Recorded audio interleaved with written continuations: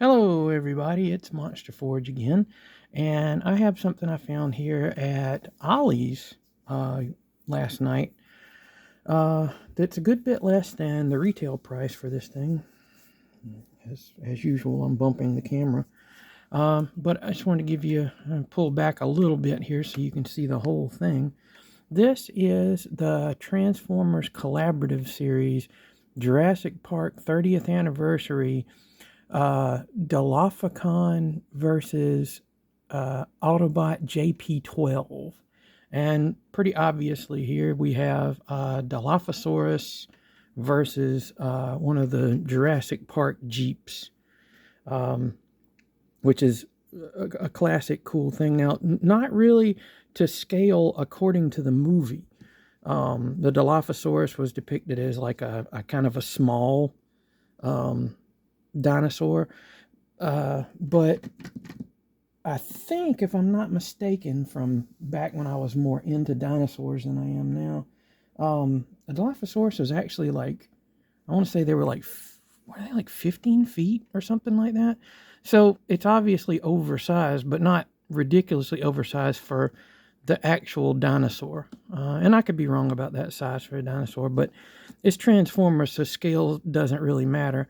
What matters is that in their robot modes, they're, close to the same size, which is always, imagination. But anyway, this set retails for, like, you can get it right now on Big Bad Toy Stores, on Big Bad Toy Store for like $44, I want to say, or $45. I want to say the original retail was like 42 or something like that. I can't remember for sure, but I remember when this came out, and I wasn't really super interested in it, but when it was $20 at Ollie's, I was like, yeah, that's great. $10 a piece for Transformers? Heck yeah. And these are kind of deluxe scale Transformers. Him more so than him. And I'll do some comparisons of size in a minute with these, but anyway, they're close to deluxe size. But let's take a look real quick at, this is the packaging, and it's really cool packaging. It's kind of nostalgic to look back at Jurassic Park, and it's hard to believe that was 30 years ago. But yeah, it says 30th anniversary, and I like how it's the strip, like when the T-Rex tore the strip down from inside of the compound. But you can see here, this is the, I want to blind you with the light there. This is the Jurassic Park Collaborative 2023 Transformers Jurassic Park crossover. And you can see here, it was $19.99. Now, they have list $49.99 for the, oh, let me see. Nope, it won't focus because, of course it won't. They have the retail price of $49.99 on there, which, I don't know, maybe that was originally. But you can see here on this side, the Dilophosaurus going nuts. I always like the Dilophosaurus, and there's just a continued picture from that side. And that's what you're looking at here, is the Autobot JP12 and the Dilophocon. They don't have any of the write-up about these two, but I have that up on the Big Bad Toy page, and I'll read that to you. But it shows their accessories. It shows these two, and if you remember Jurassic Park, you'll remember the Barbasol can. It had the containment unit for the embryos for the dinosaurs that Dennis Nedry was stealing from Jurassic Park. He was going to make big bucks selling those to another company that was going to make clone dinosaurs. But what's cool is this becomes accessories for the robot. Not just that he has a can of Barbasol to carry around, but I'll show you when we get to it. And he comes with a cool like blaster pistol here that is actually incorporated into the Jeep as the winch, which is neat because with Dennis Nedry and the Dilophosaurus in this scene, that's a big part of that, because Nedry was trying to hook the winch up to a tree to pull himself out of the mud when he was rushing through the big typhoon that was coming through. And let's see. That's neat. There's a little bit of the... They put a little bit of the Barbasol logo in there, but I guess they couldn't use Barbasol for licensing reasons. And it's not in any of the indicia about copyright. We do get, this is an official Jeep, a licensed Jeep model, and it is a nice looking alt mode. Like, it looks just like the Jurassic Park Jeeps, the coloring and everything, and I really appreciate that. Now, moving over to our buddy, the Dilophocon here. He's to me, he's the star of this set, because he's a cool looking dinosaur. And really, I'll show you in a few minutes, he fits right in with Beast Wars stuff. Like, he's the perfect size for the newer Beast Wars stuff, like all the stuff from Transformers Kingdom and all that. It's perfect. He's a perfect addition to my Predacons. So even though he's a Dilophocon with a Decepticon symbol, I haven't found a Decepticon symbol on him. So if you wanted to add him to your Predacons, he'd fit right in. Which makes me wonder if that's why they didn't put a Decepticon logo on him. And oddly enough, the JP12, Autobot JP12, Nedrybot, he doesn't come with any Autobot symbols on him anywhere that I've seen, except for on the Barbasol can, which is weird. But, you know, I don't know why. Maybe because Dennis Nedry didn't act like an Autobot? I don't know. It's kind of shoehorned in there with that, but I do appreciate it because it's the Nedry versus the Dilophosaurus. And you can see here, he has sort of they have it shown that, like, maybe it's like an action figure that these move, but I haven't seen that it's an action feature. It's just you can move them. So you can have them like closer together here. You can have them more frilled out. And if you take the frills off, it looks really goofy, which I'll show that too. But he is a really, really cool looking Dinobot, or, you know, he's not a Dinobot, but something like that, more like a Predacon. Now inside there's like a, I guess I can show it. One cool thing is when you open it up, dinosaur DNA.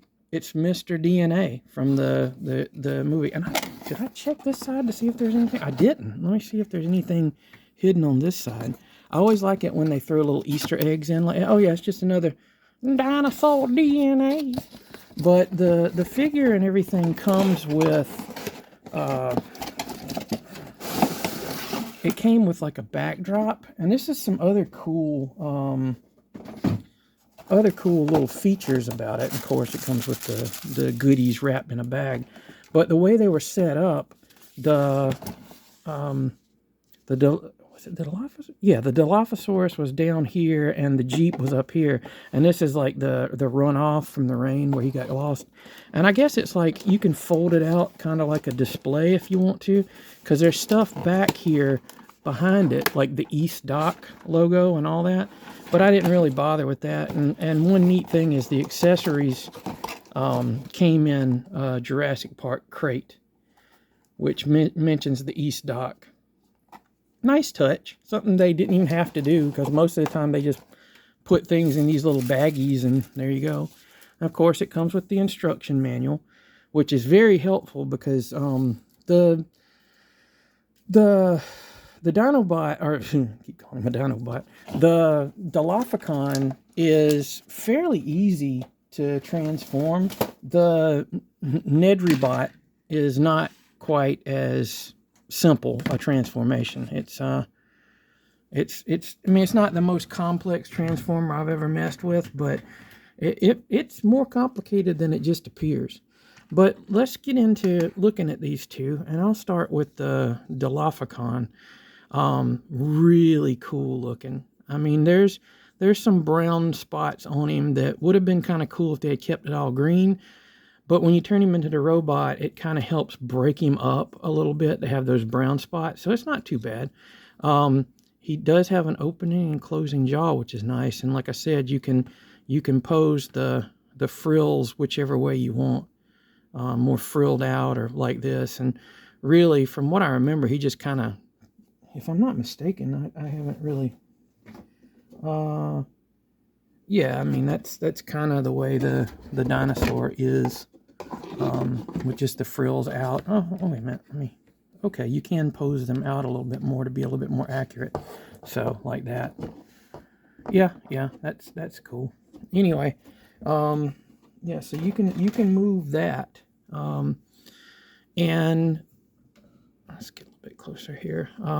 He just looks good. He is about, let's see, of course I moved my tape measure. He is from tip of the tail to his snout, he is just a little, like a quarter of an inch under 7 inches long.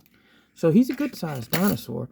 And, you know, if you want to compare him to, say, a modern Beast Wars, this is the, I don't really know how to qualify this, but this is the Rise of the Beasts Cheetor from the, I guess, maybe concept figures. This was part of a pack of figures that weren't really like authentically designed like the movie. So I'm thinking maybe this was one of the designs before.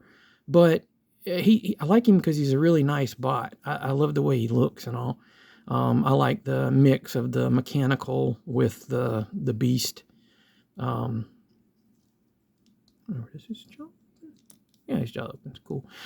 So anyway, yeah, he's like the size in beast mode, about the same size as the Dilophocon. So they fit. The Dilophocon really fits in well with your Beast Wars figures that are like the modern Beast Wars figures. Not so much with the old school Beast Wars figures, like the deluxes and stuff like that were a little bit smaller than him, and the scouts definitely. But anyway, as far as what's available to you in the dinosaur mode, like I said, the frills can move. They can come off, but he really looks goofy without them. He looks like he's got big giant ears instead of where the frills are. But what's fun is I do believe that they're 5mm ports. So I haven't tried this, but we're going to try it when he gets to be a robot and see if he can hold those in his hand. The head can go up and down a little bit, but that's mainly because of transformation. It's part of the transformation feature. But he does actually have a little tab on there that will move his jaw up and down. But it's so hard to get to that it's really, you know, it's just easier to just open his mouth like that. And you'll notice he has a little hole in his mouth. That is for the spray blast effect thing. And this little thing plugs into the hole in his mouth, and he can and spit all that poison crap right on the Nedry bot. But anyway, JP12, I'm sorry. And this, you don't really have anywhere to really store this in dinosaur mode, except for in a very rude way. He has a little port right, where is it? Oh, right here on his tail, and that's rude. That's really rude. But I appreciate your rudeness. Yep. So anyway, put that to the side. As far as articulation in this mode, like I said, you can kind of move his head up and down. His tail can move up and down, but it kind of breaks up the scope. But I mean, if you've got him like this, he looks really cool with the tail up. And it kind of affects his balance, but you can kind of mess with that with the feet. He's a really well balanced figure. If you get him on the feet just right, you can move him all around. You can even, like, it's the legs kind of peg in like this and stay stable, but you can move them up and get him to pose all kind of ways. Move them down as well, and you can pose him walking really well. And you got to mess with the ball joints. He's got little ball joints in his feet, so you can kind of tilt him out to the side. So he's really nice and posable, which is something that a lot of times Beast Wars figures, or any dinosaur or animal transformer, the articulation, when you kind of get them into the animal mode, the articulation's kind of limited, but the legs on this guy are really nice. So the little arms up front, they move and they rotate all the way around, which they kind of come into conflict there with the legs, but if you move them, you can move them all around. Now, his arms tend to, well, his robot arms tend to kind of come unpegged from here a good bit when you're moving this stuff, and these panels kind of come out to the side. But, you know, if you want to, you can, he can be a flying dinosaur. Woo! I'm kind of doing some of the transformation joints there. But anyway, you know, really nice dinosaur mode, but we're here for the show, which is turning him into a really cool looking dinosaur robot.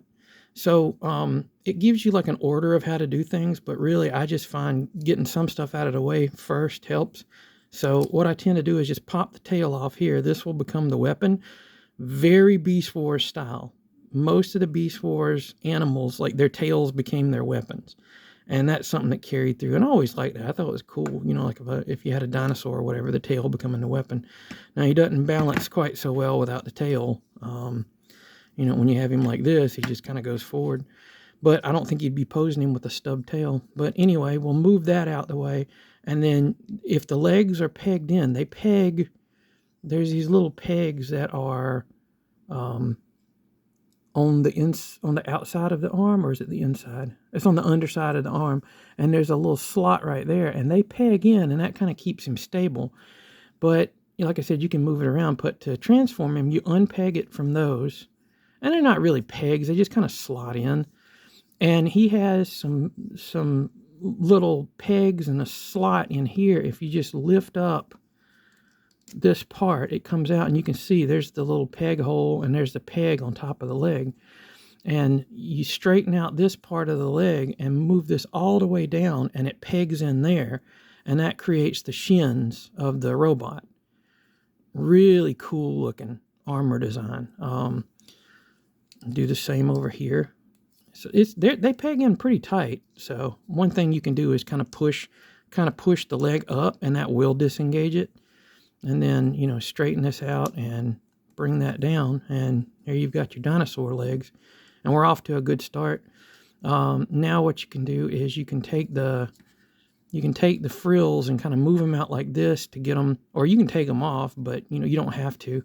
That will help you take the head, and you move the back out like that. You can take the arms, and they peg right into these little slots right here, around the back, on the underside of the wrist, and sort of move this whole assembly out to the side. You can leave the claws up like this. That's the way they have it officially, I think. I think it's officially like that. Let me see real quick. Yes, they have them like that, and that's very like Dinobot or whatever. But what's nice is you can actually fold them down and get them out of the way. It's all according to what you like. But you'll take this and fold it down, and then the head will tuck in, and it's kind of a tight little fit in there, but that's nice because it keeps it in place, and the head will fold down to the waist there. And then you take this part, and you can flip this out, and there's the head of the Dilophocon, and you can bring this forward, and then you will rotate this around. And if you just hold them there, if you know, you can take them off, and it makes the transformation easier, but it works just fine. And then you fold, do I have this right? Yeah, that's right. You fold it down against the body. It doesn't really peg in, but it does sit there. And that's him. Oh yeah, I forgot. You fold that. See, this comes up a little bit more. There you go. It comes up like that and fits against his back. And what you're left with is a really, really cool looking transformer, a really cool robot. And I think I have him transformed correctly. I try my best, but You can choose to leave those arms down, or you can put them up like this. Nothing really. One thing about it that could be frustrating, but it doesn't really bother me, is these don't really peg in. As far as I can find, they don't really peg in anywhere.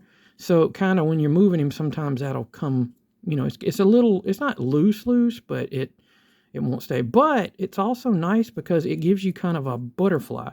So he can like reach way over to his other shoulder, which is a cool feature. And like I said, you can leave those arms up. That's cool too. Or you can have them out to the sides, whatever you want. All the way up, whichever.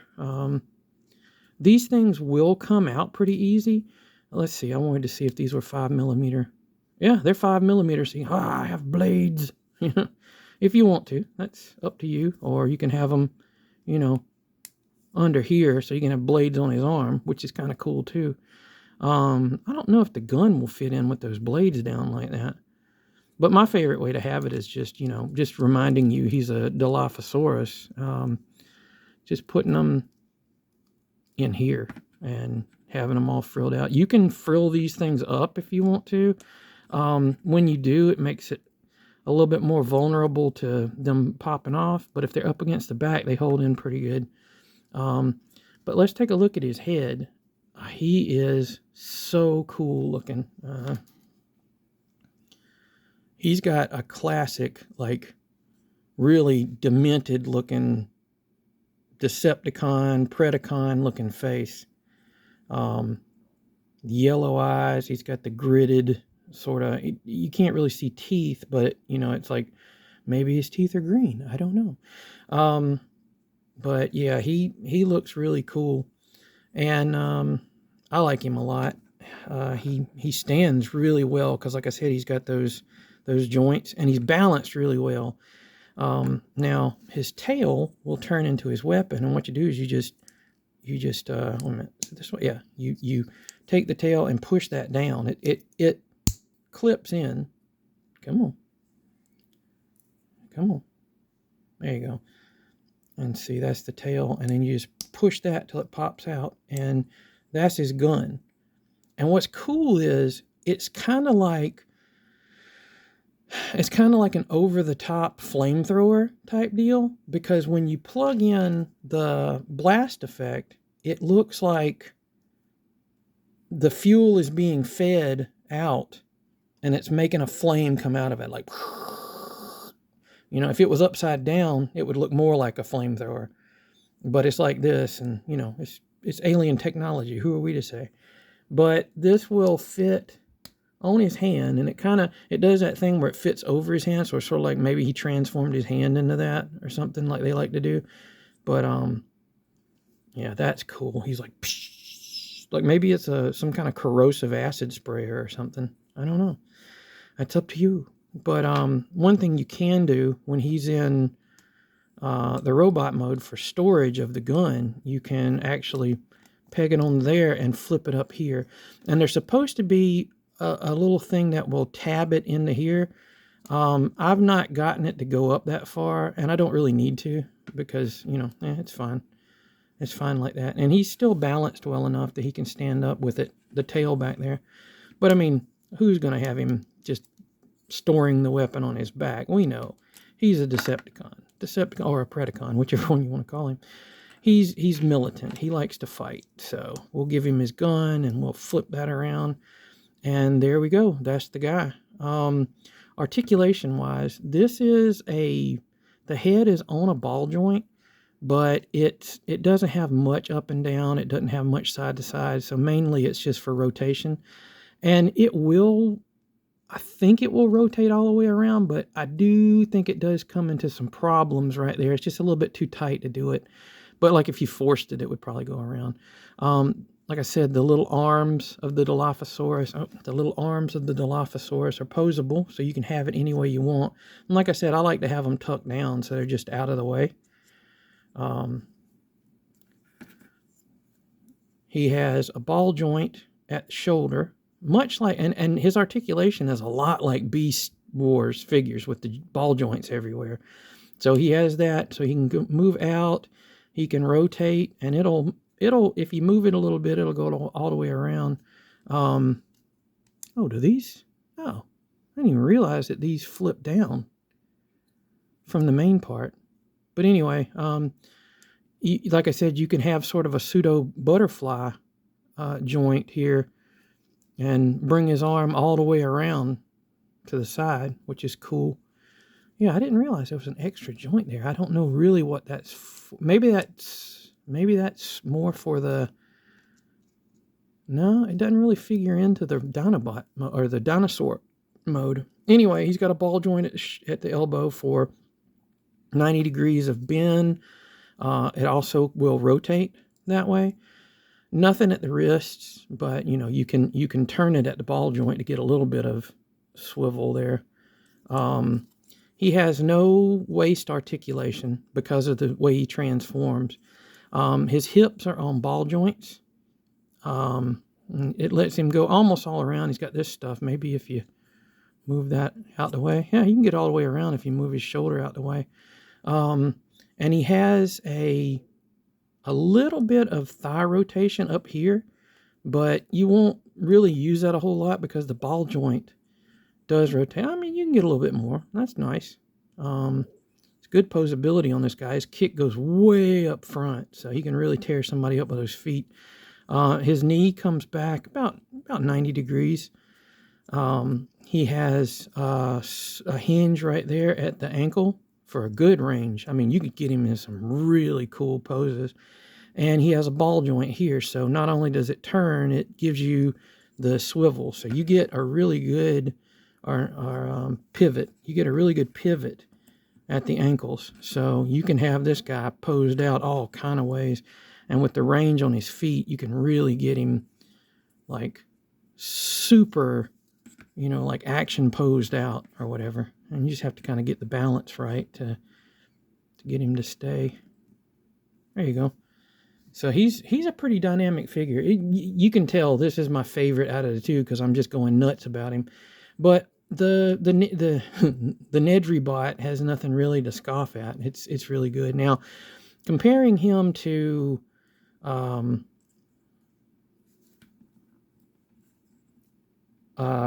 Kingdom, I think he was Kingdom. It wasn't Earthrise. I think it was Kingdom. But this is Tarantulas from one of those two lines. It was one of the War for Cybertron lines. It was either Kingdom or... I think it was Kingdom or Earthrise.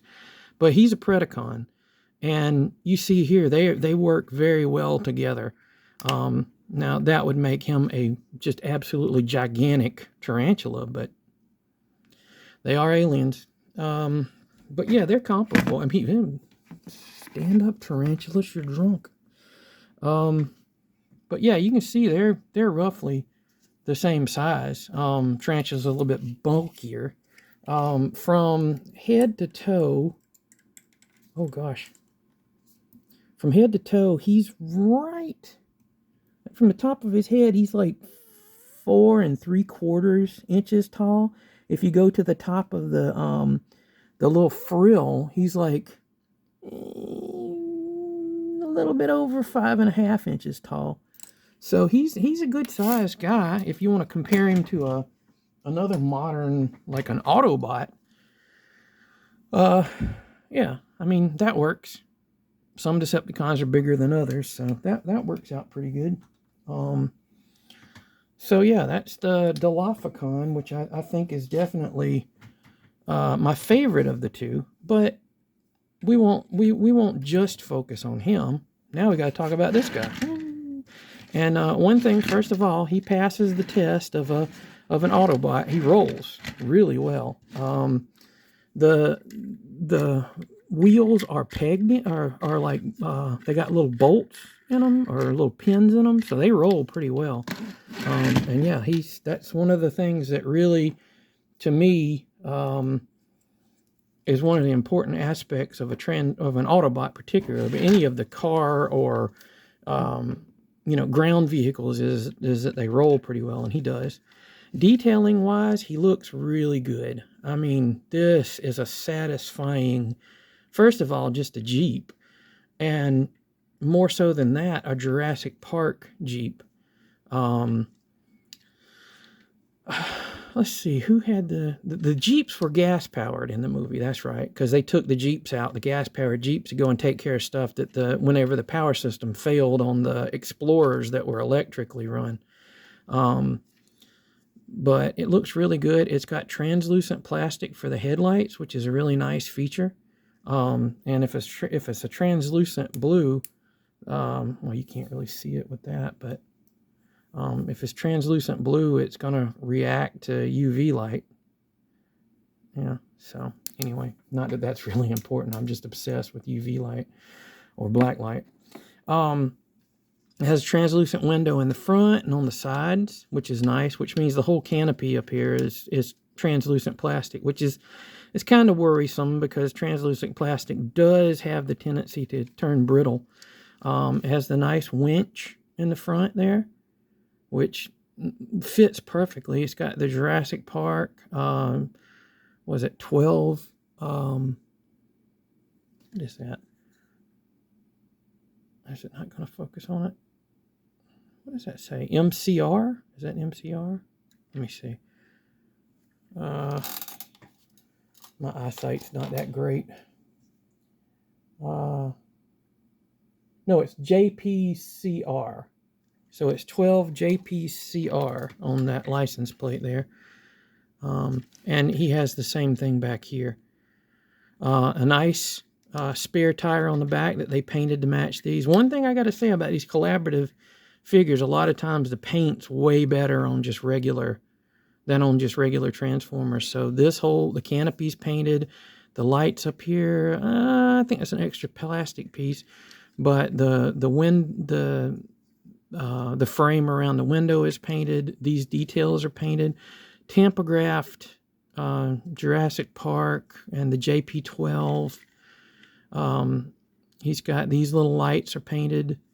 The tail lights are painted. It's something that really the regular Transformers should all just come standard painted like this, but I know Hasbro and we'll be paying more for them if they are, so it's a trade-off. Now, I will say right away, he's tiny. He's tiny for a deluxe. Let me spoil the weapon storage here. He's tiny for a deluxe because the only thing I could find that was like close to him in a deluxe, besides like Cliff Jumper and Bumblebee and the other mini bots that are in the newer Transformer stuff, the closest thing to it I found was like Alita 1, and even she's bigger than him, like as far as width. Like if you look at them wide, she's wider than him, and she's around the same length, lengthwise. But I mean, that's as close as it gets. I transformed Hound to his Jeep mode, and he kind of dwarfs him. The only Hound I have is the Siege one because I didn't really feel a need to update that. It would be nice, but tracking down the Earth mode of him is kind of expensive right now. So I just keep the Siege one. It's fine. But yeah, he kind of dwarfs him in that mode. So, scale-wise, Transformers are never... It'd be really cool if they came out with a actual scaled Transformers line. And the closest I guess you'd get to that would be like the alternators. Because those are all like, they're based on standard car sizes and stuff like that, I think, for the most part. But then the robots are kind of oddly proportioned in size and all. Don't get me wrong, I love the Vinyl Tech, what did I call them a minute ago? Alternators. I like those figures, but they had their own style. But anyway, he's just a little guy. Let's see. He is in vehicle mode. He is from the spare tire to the front. He is a little over 4 inches, probably like not quite 4 1/4 inches. From the top lights to the to the tires, he's a little over 2 inches tall, and he's really narrow. So he's, let's see, at his widest from tire to tire, he is right at 2 inches. So he's a little guy, but he's nice. Like, he's really nicely detailed and all. So I don't mind it so much. And when he turns into the robot, he's decently sized to go up against the Dilophocon. So as you can see the details there, you can see the steering wheel. And, you know, like a lot of Transformers, I think the doors will open. Yeah, the doors will open, but the window doesn't open with it. So you can't really, I mean, you can kind of have it like that and it looks decent, but you turn it here and it's like, oh, there's a window there. So that does come untabbed. He has weapon storage in the Jeep mode. The gun is actually the winch here, like I mentioned before, but you can store, and yeah, you can see his face in there. You can store the Barbasol can underneath him.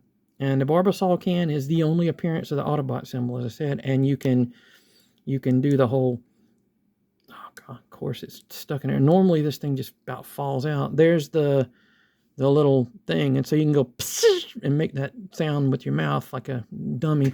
What I loved was in the movie when he does the Dodson, the guy at the restaurant in whatever tropical place they were in, he opens the thing and it makes like a hiss sound. The Wayne Knight, the guy, is it Wayne Knight? I think it's Wayne Knight. Yeah, Wayne Knight, the guy who plays Nedry, he makes a squeal at the same time. And it's like, was that the squeal of the Barbasol bottle thing pressurizing, or was it Wayne Knight's squeal? So, you know, just a dumb little movie observation for me. But yeah, that stores in there, and you'll have like a 5mm peg there so it can be held in the robot's hand. That's what clips into the bottom of the vehicle. You got a little clip right here, and you can clip it in there and it'll store it, and it rolls just fine with it in there. So that's no problem there. When I first got it, some of the things were kind of wonked out of shape, and so it didn't roll real well. But once you get it and you're able to adjust some things, like for one thing, the hands have to be turned to the inside. If they're turned to the outside, like in robot mode, the wheels rub up against them, and so it doesn't roll as well. So that's one thing to be aware, is like when you first get it out and go to roll it, it don't roll all the best unless these are moved out of the way. The Barbasol can does not come in conflict, and even like the parts of the leg or the foot that's underneath here, they don't come in conflict with the rolling. So that's nice. So anyway, enough talking about the vehicle mode. Let's get into the transformation, and it's a nice kind of, not super complex, but it's complex enough. What you want to do is you want to pop the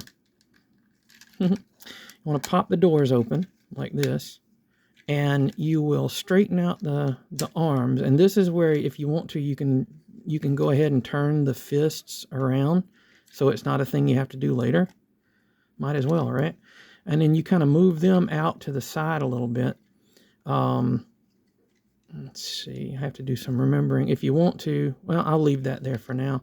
I'm wondering something though. Does his gun? Oh, okay. Oh, that's cool. I didn't even realize that. In the vehicle mode, you can actually turn his gun out to the front, so he can be firing while he's riding. Pow, pow, pow, pow, whatever. But anyway, we'll put it back there for right now. Because in the robot mode, you can store his gun on his chest, and it doesn't look out of place, which is nice. I like that. You take the back here, and it pegs into the bottoms of the feet. I think that's that's the bottoms of the feet. The back pegs in there, and you'll lift it, and the whole thing just kind of comes up on a hinge. It doesn't seem like it's going to at first, but it does lift up. And that gives you enough clearance here to, all right, come on up, somebody. There you go. It comes up like that. And one thing I'll say about this guy, I don't know if, you know, when you get a copy of this, if it is, but he's tight in a lot of places, which is good. Anytime you can get a transformer that's got like tight parts on it, that's really good, because sometimes you get them and they're just loose.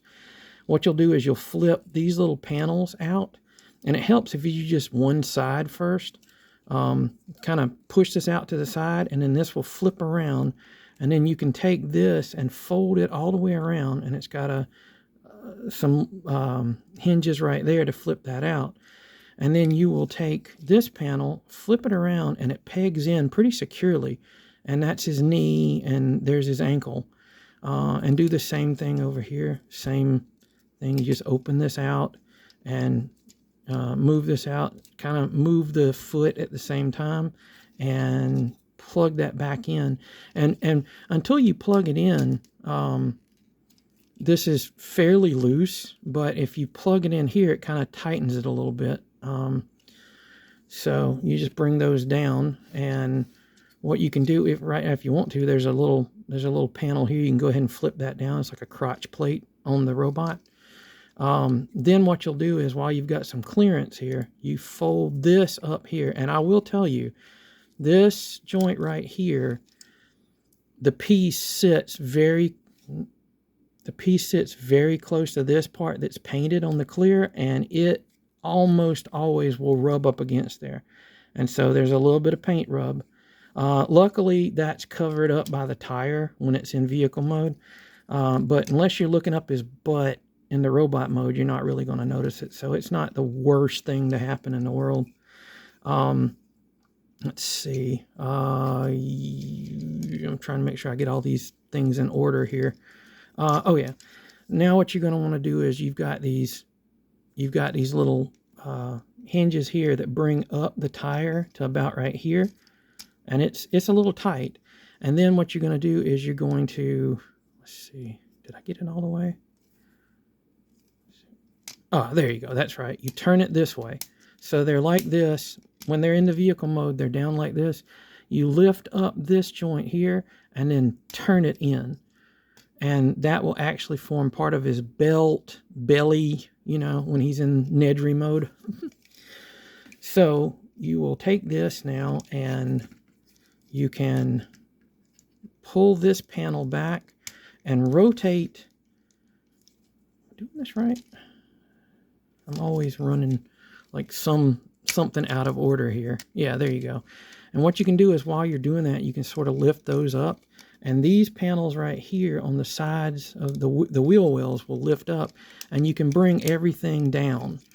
And what's cool is, he has a helmet, and you can turn him into the car with the helmet on and keep it on. But the helmet is real easy to come off of him. And so we'll talk about that in a minute. But you bring that, let's see, is everything clipped in place here? Yeah, it's clipped in place down there. And then you're going to lift, like you have this, it's a hinge right here that comes up, like an arm that comes up in there. And then you bend this, and there we go. Let's take that off for now. It will plug in to the little wing there that the wheel well made, and you can hinge this down a little bit to get the arms out of the way, or they can stay up. It's all part of the range of the joint there. And you just do the same, and I'll show you over here. If you want to, you can kind of straighten the arm out to the side, and there's a peg right there that will fit into this little peg hole under there. And you just bring it up, and you kind of have to get it right, turn right, and there you go. It pegs into that, and it holds it in place pretty well. Mine has a tendency to, this joint right here, to kind of, when I'm transforming him, sometimes this mushroom peg pops off. Like, well, now it's not doing it, of course, but anyway, it pops off right here. You can put it back on. The mushroom pegs are not a problem. Do I have his wrist turned right? Yep. So he's basically almost there. You use that big hinge right there and lift that up, fold that panel down, and it will peg in the back in place and hold everything together pretty tightly. And you have your JP12 Nedry bot. And you can see from the head sculpt, yeah, that's Nedry. It's Nedry.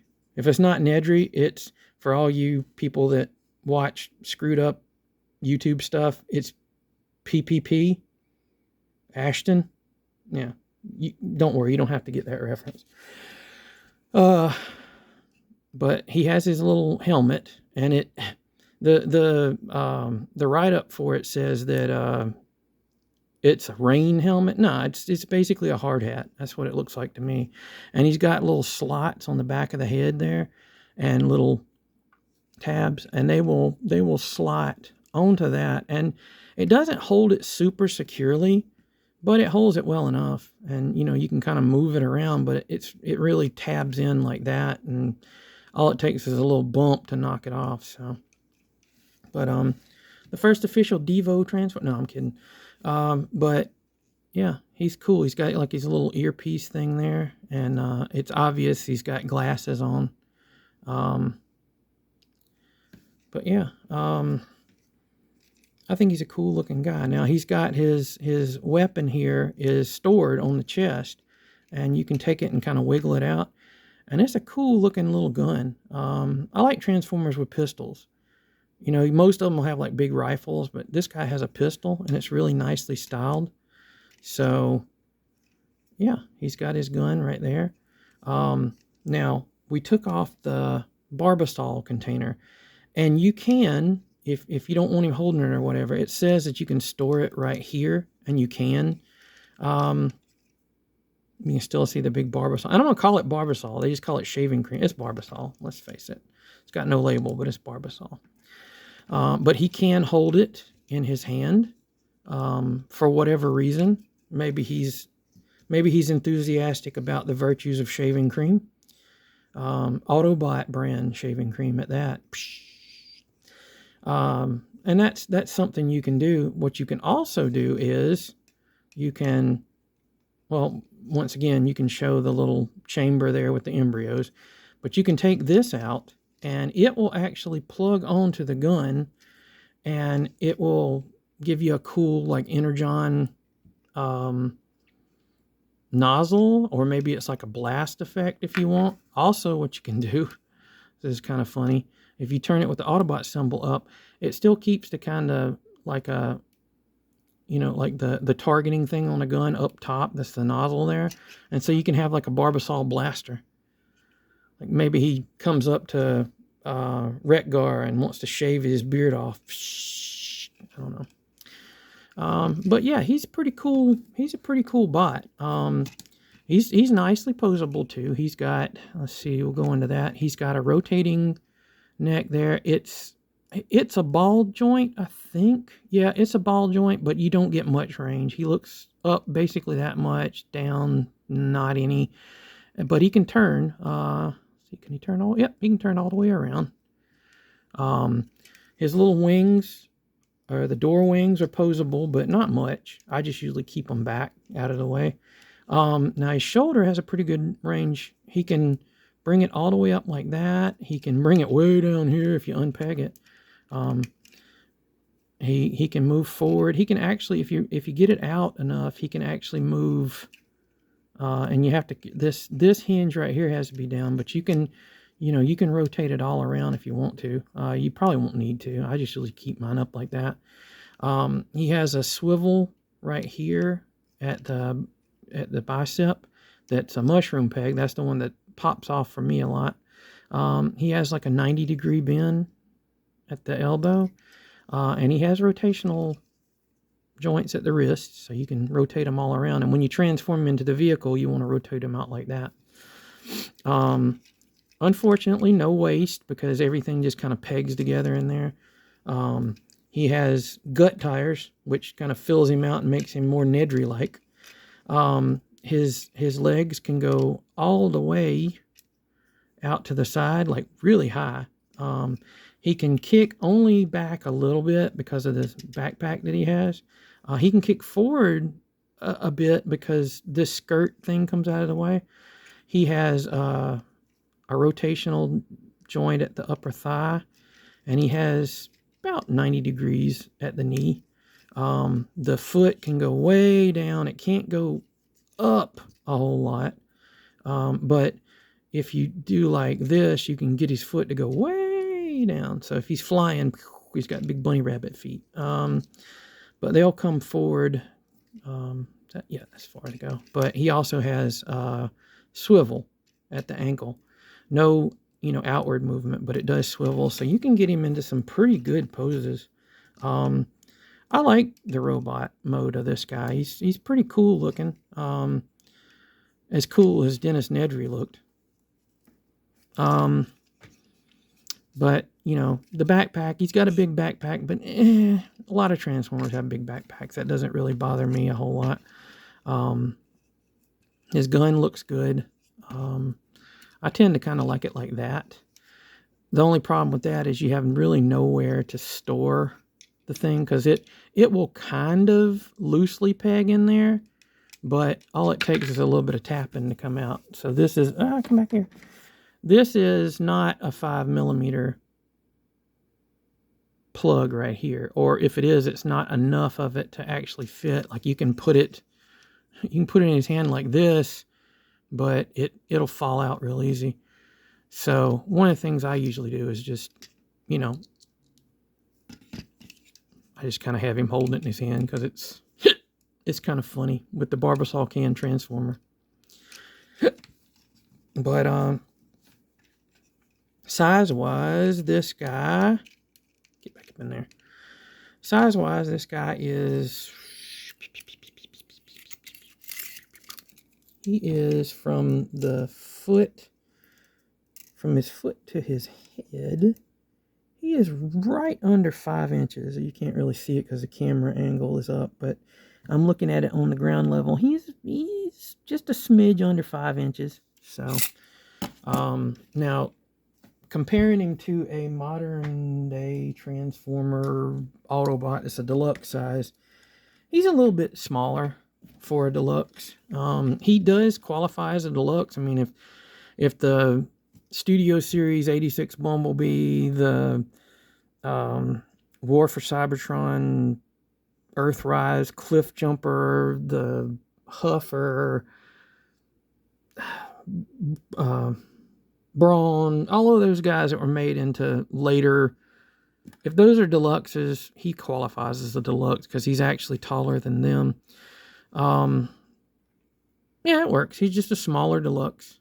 And he's nice. I think he fits in real well. He looks good with the other Autobots. I don't think I'm going to keep him with the other Autobots because he doesn't really, I mean, like, it's kind of a gimmicky figure. I don't really consider any of the collaborative figures to be in with my main Transformers collection. Like, I got the G.I. Joe, Cobra, Hiss, Megatron, and I don't have him with my other Transformers. It's kind of an off to the side thing, and this definitely doesn't scale with that. But yeah, I think it's a nice size. So looking back again at this set, this is a great figure set. Is it worth the $45 for the set? Yeah, actually, I would say so, because each one of these guys is the same quality and everything as a regular deluxe that's available now, and those are like $25 each. So if you get this thing for $45, you're getting a little bit of a deal. And you know, when you add in the whole Jurassic Park factor, that's a cool little thing for us nostalgia nerds.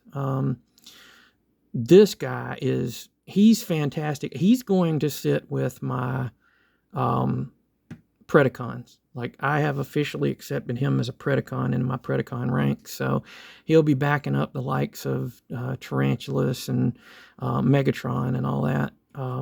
He's just really good. Like, he's a good figure. To me, he's the best thing about the set. And not to shun this guy. He's good too, but I'll have him displayed like in another place.